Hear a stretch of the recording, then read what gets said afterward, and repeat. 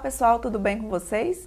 Eu me chamo Aline Falcão, sou professora da disciplina de Saúde Ocupacional do Ensino à Distância aqui do Instituto Federal do Rio Grande do Norte. Hoje eu estou trazendo duas convidadas, a nossa tutora Amanda Risselli, especialista em UTI e em enfermagem do trabalho, e a nossa tutora, a Macira Antunes, especialista em dermatologia de feridas. Hoje nós vamos conversar um pouco sobre as principais doenças ocupacionais no mundo corporativo. O mundo corporativo, ele é pouco estudado na área de saúde ocupacional e segurança.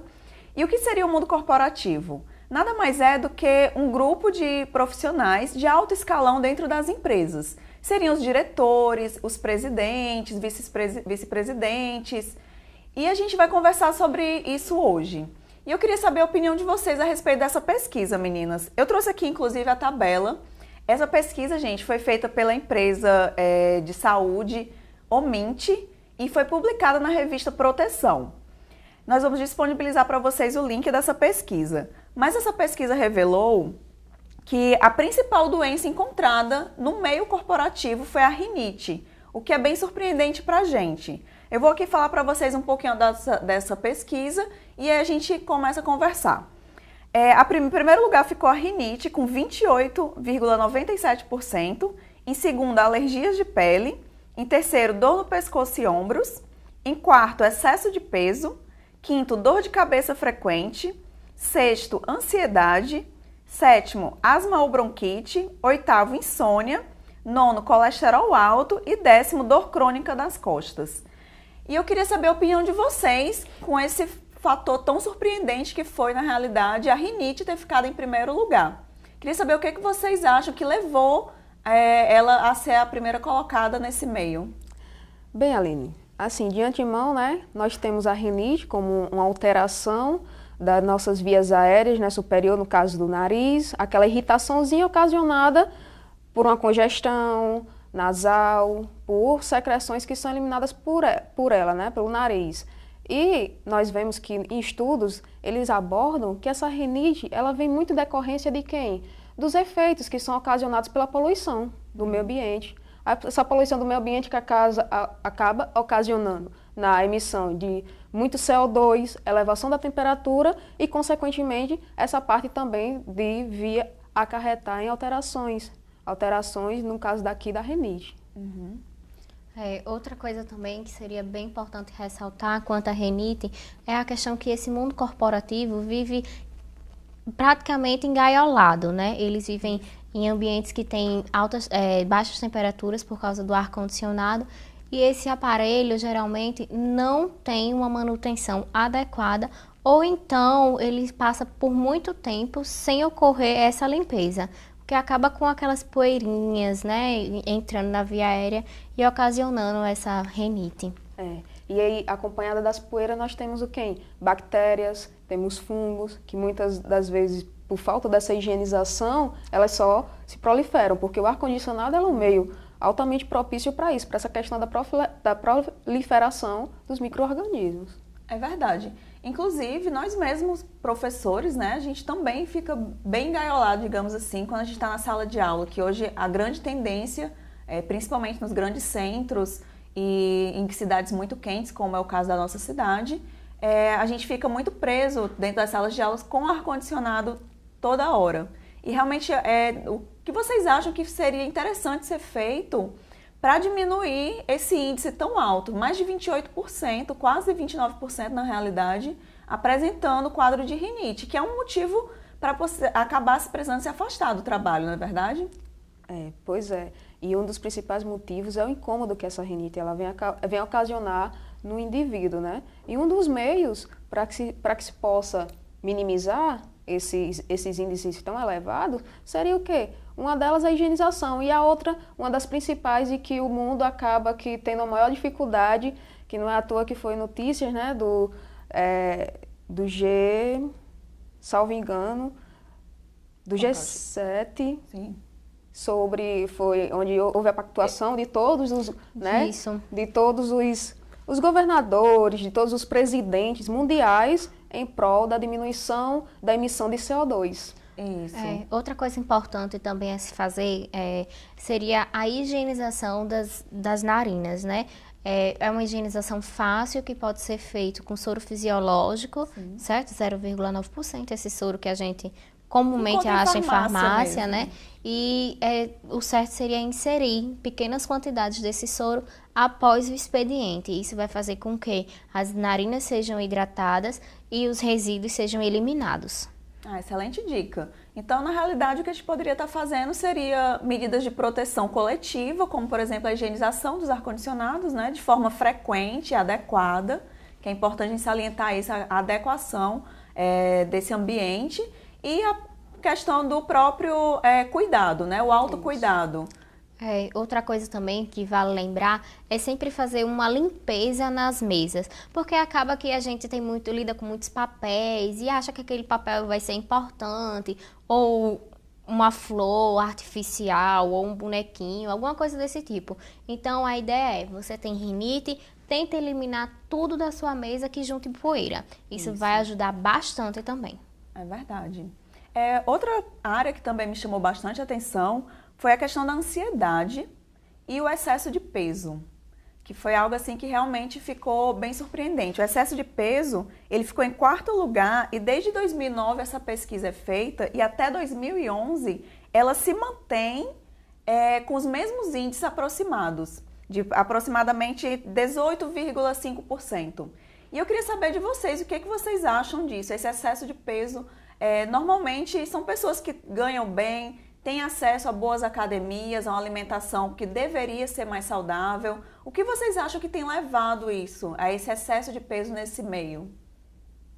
Bem, na minha opinião, né, e assim, baseada em alguns estudos, a gente pode perceber que esse mundo corporativo, apesar de ter um poder aquisitivo maior, eles têm menos tempo para realizar alimentações saudáveis. Como a gente sabe, as alimentações saudáveis muitas vezes levam um pouco mais de tempo e precisam de mais cuidado, né? Então, assim, eles não têm essa questão de tempo e de horário regular para fazer as refeições, nem do preparo dessas refeições. Acabam ingerindo em grandes quantidades, porque passaram já muito tempo sem comer, ou coisas desse tipo. Né? Outra coisa também que você falou é a questão da ansiedade, né? Isso. E a ansiedade está muito relacionado com a questão da obesidade, né? Porque uma das formas de você descontar essa ansiedade é a questão de ingerir altas quantidades de alimentos. Exatamente. E só complementando a Macira, essa substituição, né, em decorrência da correria, né, do dia a dia, acaba que essa substituição da alimentação sendo ocasionada através de quem? De fast foods, né? Alimentos ricos em gordura saturada, né? Gordura altamente, o que? Prejudicial para a saúde. Aí isso... Excesso de carboidratos. Exato. Carboidratos simples, né? Como a gente chama, que são os carboidratos das farinhas, principalmente, que são realmente extremamente prejudiciais à nossa saúde, não é? Exatamente. É bem complicado. Né? E voltando um pouco mais à questão da ansiedade, que no meu ver é bem importante e bem relacionado à questão da obesidade, eu acho que elas têm uma ligação muito forte, é a questão de cumprimento de metas, alcance, né, do percentual que eles precisam, assim, várias coisas, né, que a gente sabe que no mundo corporativo é levado a sério e assim com muito rigor, né? Eles têm metas a alcançar e assim faz com que você realmente fique ansioso. E é importante ressaltar que a ansiedade está diretamente relacionada à obesidade. Eu friso isso novamente porque eles acabam deixando de fazer outras coisas que dão prazer e aí acaba que a alimentação é a forma deles descontarem essa ansiedade e de sentirem prazer, né? Como a gente sabe, os fast foods que foi citado agora há pouco, eles dão muito prazer, né? É muito bom comer um fast food, né? Isso, verdade. Inclusive, existem várias pesquisas, vários estudos falando sobre ansiedade em outros aspectos também, e a gente nota um aumento muito grande da preocupação, né, não só nesse meio, mas até no meio dos bancários, professores, que são áreas mais estudadas, e eu já venho notando esse aumento da ansiedade, principalmente dos transtornos psíquicos, digamos assim. é um aumento bem significativo. Aqui eles citaram só ansiedade, mas eu acredito que um estudo mais aprofundado mostraria outros transtornos também. Isso. E a ansiedade, na realidade, ela é necessária, né? A gente, para sobreviver, se faz presente na nossa vida, no dia a dia. É normal aquela ansiedadezinha antes de uma atividade, antes de um trabalho. Só que o problema é que a ansiedade ela tem se tornado uma coisa descompensada. Então, essa ansiedade tem causado tudo isso que vocês estão mencionando. Excesso de peso, pode até estar tendo relação também com as outras partes voltadas mais para a ergonomia, como dores nas costas, dores de ombro, e que a gente já vê isso e muitas vezes a gente só foca nessa área a gente só foca na área da ergonomia, digamos assim, e não para pensar de onde está vindo esse problema, não é verdade? É verdade, e só complementando mais um pouco a questão da ansiedade, a gente percebe que essas dores nos ombros, né, e no pescoço, como também fez parte da pesquisa, também pode estar relacionada com ansiedade, justamente por causa da tensão muscular, que é muito forte nessas áreas devido à ansiedade. É verdade. Exatamente. E o que vocês acham que a gente poderia estar sugerindo aqui para o nosso público que está nos assistindo? Medidas de proteção mesmo, de prevenção para estar diminuindo essa ansiedade ou diminuindo essa questão do excesso de peso. O que a gente poderia estar dando como orientação? O que vocês têm de sugestão? Assim, né? Pronto, essa parte aí da ansiedade é sempre tentar orientar o indivíduo a ele procurar dar intervalos, né? Já que há uma sobrecarga de trabalho, ele dá um intervalo entre uma atividade e outra, ou então de a cada 2 horas, porque aí com esse intervalo ele vai ter um momento de relaxar, aquele momento dele esparecer um pouco e não ficar tão atribulado, né, com a situação que ele se encontra e aquilo ali acabar refletindo aonde? Que muitas das vezes, como as meninas vêm colocando aqui, refletindo na alimentação. E essa alimentação, por muitas das vezes também, acaba não sendo a alimentação ideal, a alimentação adequada.